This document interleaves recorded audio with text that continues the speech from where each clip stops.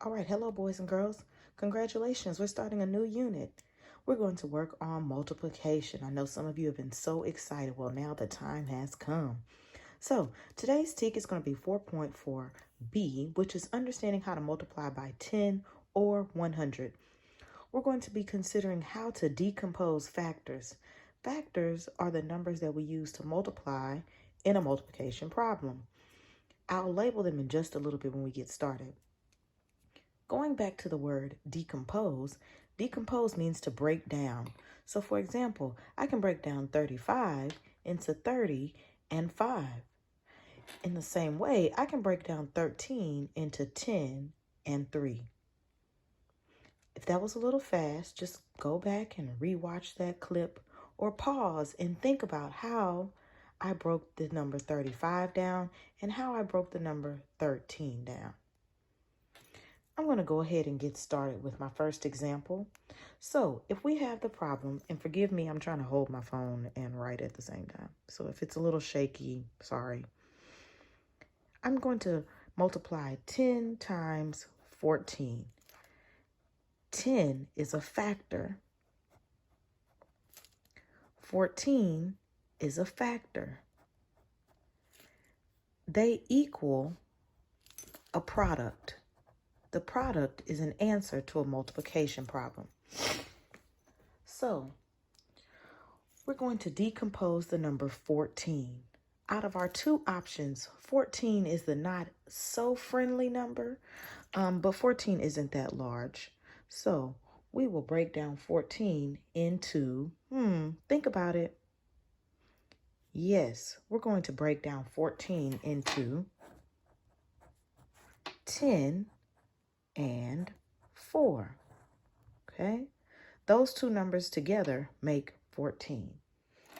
Now, if we have 10, we're going to end up multiplying it by 14, but we're going to break it down just a little bit.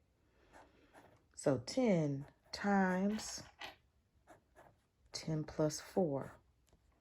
This goes back to the decomposition of the number 14. First, I'm going to multiply 10 times 10, and then I'm going to multiply 10 times the 4. Let's watch and see what that looks like when I write it. First, I'm going to work 10 times 10, and then I'm going to add that with my answer for 10 times 4.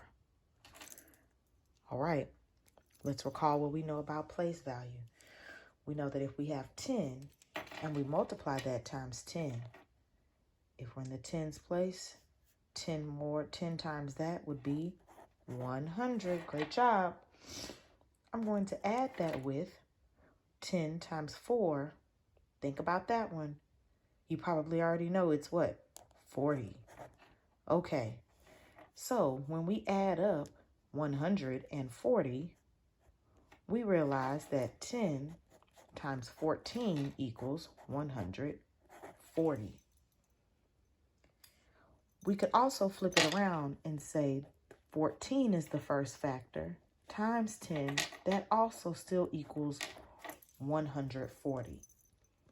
The same two numbers, if we multiply them, it's still going to equal the same product. Remember, it's kind of like a relationship that we have with addition. Even if we flip the numbers around, it still adds up to the same sum. When we have multiplication, if we multiply the same numbers, it's still going to equal the same product. Okay? I'm going to practice one more multiplying instead of times 10. I'm going to multiply times 100. All right. I'm just going to put a little squiggly line to kind of separate them. And then I'm going to write here 100 times 14. Okay. This is a factor, and this is a factor. And when we multiply factors, they equal a what? A product. Oh, I forgot to put back up here my answer. 140. Okay.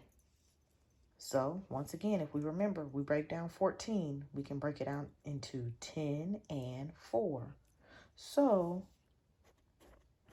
100 times the 10 plus the 4. 100 times 10. I'm going to work that first, plus the 100 times the 4. Using my colored arrows, 100 times 10 and 100 times the 4. All right, here, if we're on the hundreds place, 10 times that is 1,000. If I multiply 100 times 4, if I have 4 groups of 100, that makes 400. Well, we add that up, that equals 1,400. All right, boys and girls, those are 2 examples. When you go and look at the notes, you're going to see 2 other examples that look like this. Make sure to look at the pictures and take a moment to think and talk with your partner about how we got these answers. Then you can give these next 2 a try. 37 times 10. And then you can also try for 23 times 10. All right, happy multiplication day.